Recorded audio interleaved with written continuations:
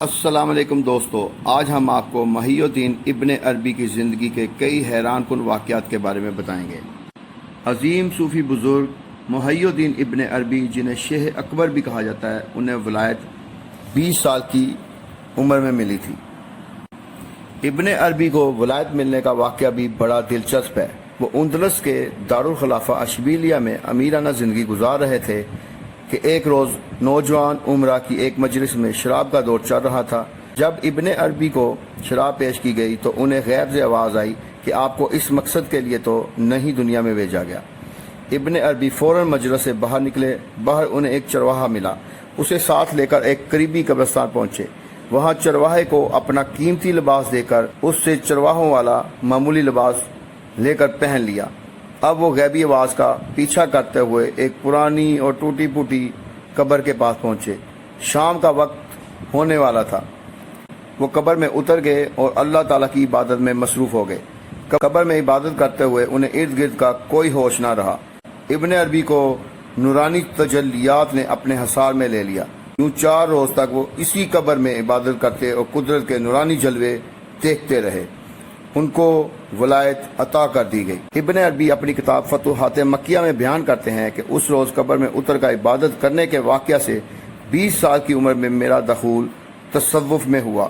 4 روز بعد ابن عربی جب اس قبر سے باہر آئے تو انہوں نے یہ واقعہ اپنے شیخ کو بیان کیا، جس کے بعد ابن عربی نے اپنے شیخ کی نگرانی میں 9 ماہ کا ایک چلہ کاٹا۔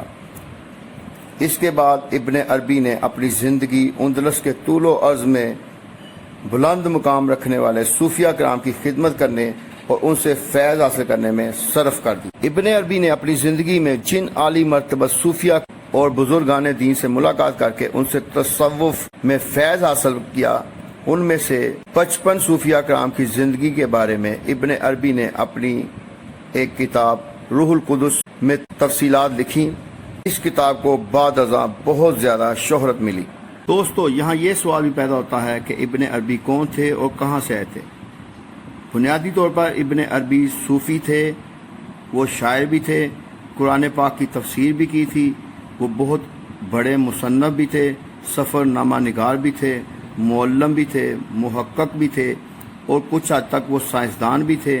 ابن عربی اسپین کے معروف شہر مرسیہ میں 568 ہجری بمطابق 1165 عیسوی میں پیدا ہوا۔ یہ وہی وقت تھا جب اسپین، جسے اس وقت اندلس کہا جاتا تھا، اس میں مسلمانوں کی 600 سالہ حکومت کا خاتمہ ہو رہا تھا۔ ابن عربی نے اسپین میں مسلمانوں کی حکومت کا زوال بھی دیکھا اور ارطغرل غازی اور اس کے بیٹے عثمان غازی کے ذریعے سلطنت عثمانیہ کی 600 سالہ حکومت کو قائم ہوتے ہوئے بھی دیکھا۔ یوں یہ مسلمانوں کی ایک صدیوں قائم رہنے والی حکومت کے زوال کو بھی دیکھ چکے تھے اور انہوں نے ایک نئی سلطنت، جسے سلطنت عثمانیہ کہا گیا، اس کے بننے کے تمام آثار بھی دیکھے۔ ابن عربی کا پورا نام ابو عبداللہ محمد بن علی بن محمد ابن عربی الحاتمی الطائی تھا۔ ابن عربی کو محی الدین ابن عربی یعنی دین کو زندہ کرنے والا بھی کہا جاتا ہے۔ فارسی جاننے والے آپ کو ابن عربی اور مغرب میں ابن سراقہ بھی کہا جاتا تھا۔ پوری دنیا کے صوفیہ کرام میں آپ کو شیخ الاکبر یعنی سب سے بڑا شیخ اور صوفی مانا جاتا ہے۔ ان کے والد علی بن محمد مرسیہ کے حاکم کی فوج میں ملازم بھی رہے۔ بعد ازاں وہ اشبیلیہ چلے گئے اور وہاں بھی انہیں اہم عہدہ ملا۔ ابن عربی کے والد فقہ اور حدیث میں ممتاز مقام رکھتے تھے۔ وہ عظیم فلسفی ابن رشد کے دوست اور سلطان اشبیلیہ کے وزیر بھی رہے۔ ابن عربی کے والد شیخ عبد القادر جیلانی کے عقیدت مندوں میں سے تھے۔ دوستو، ابن عربی کے خاندان کا تعلق حاتم طائی کے قبیلے طے سے تھا۔ وہ حاتم طائی کے بھائی کی اولاد میں سے تھے۔ ابن عربی کے خاندان کے کئی دوسرے افراد بھی وقت کے اہم صوفی اور ولی اللہ تھے۔ ابن عربی کے ایک ماموں یحییٰ بن یغمان نے اپنی خاندانی مال و دولت کو ٹھکرا کر عبادت اور ریاضت کا راستہ اپنا لیا تھا۔ ان کے دوسرے ماموں ابو مسلم الخوالانی ساری رات عبادت کرتے رہتے اور وہ بھی وقت کے ولی اللہ تھے۔ ابن عربی مرسیہ سے جب اشبیلیہ پہنچے تو 30 سال تک وہ وہیں مقیم رہے۔ ابن عربی نے اندلس کے متعدد اولیاء کرام اور صوفیہ کرام سے روحانی علوم سیکھے۔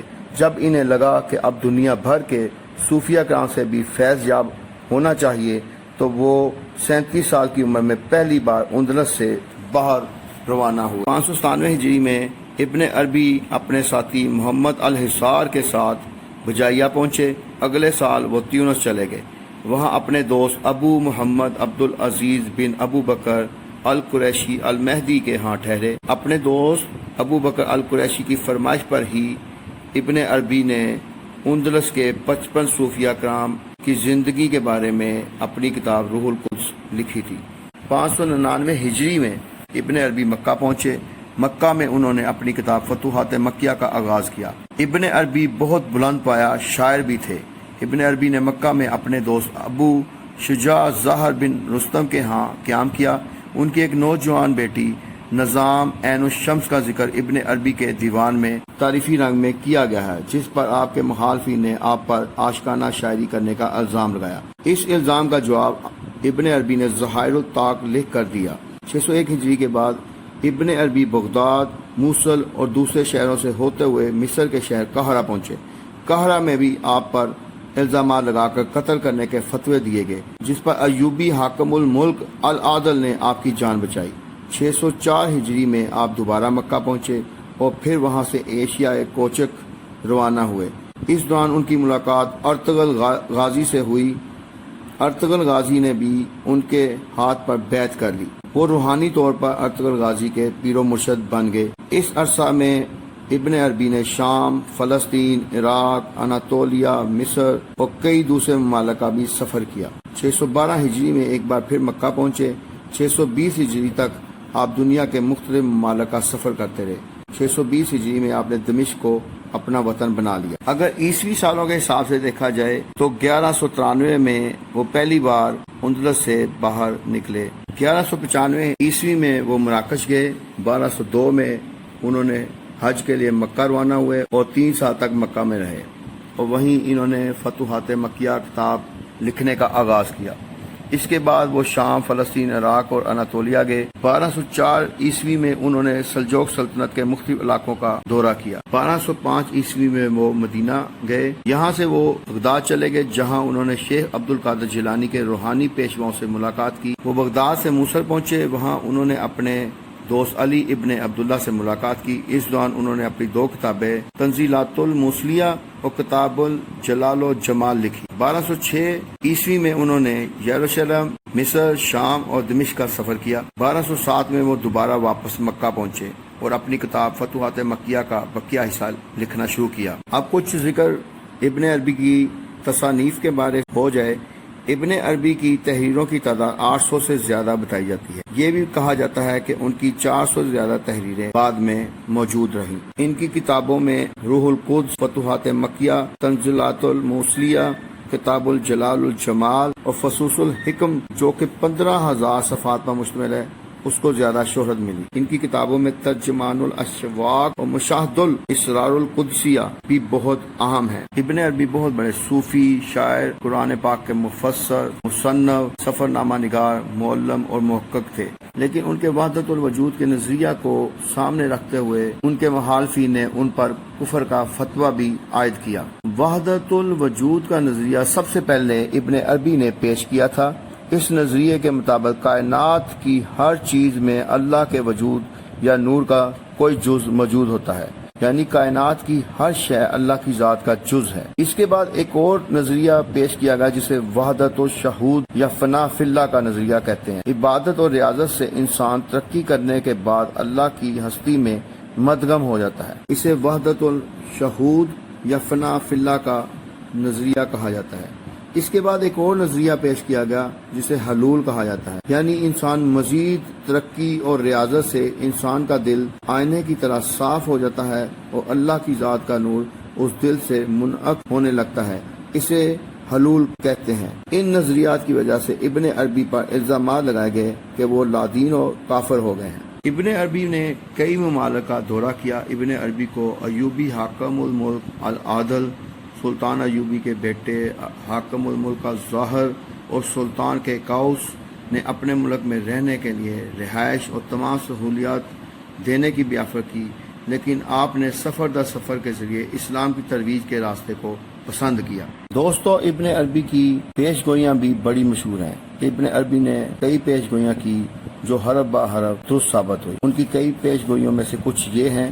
انہوں نے کہا تھا کہ قیامت کے قرب میں دامن بریدہ لباس پہنا جائے گا۔ آج لڑکے لڑکیوں کو پینٹیں اور جینز اور دوسری شرٹیں آپ دیکھ رہے ہیں کہ کیسے کٹی اور پھٹی ہوئی پہنی جاتی۔ اس کے علاوہ انہوں نے کہا تھا کہ عورتیں مردوں سے عقل و دانش میں بڑھ جائیں گی۔ آج کل آپ میٹرک FA BA کا رزلٹ دیکھ لیں تو آپ کو خود ہی نظر آ جائے گا۔ اسی طرح انہوں نے کہا تھا کہ شہروں کے راستے خوبصورت بنائے جائیں گے اور آخرت کے راستے کی فکر ختم ہو جائے گی۔ یہ بھی نظر آ رہا ہے۔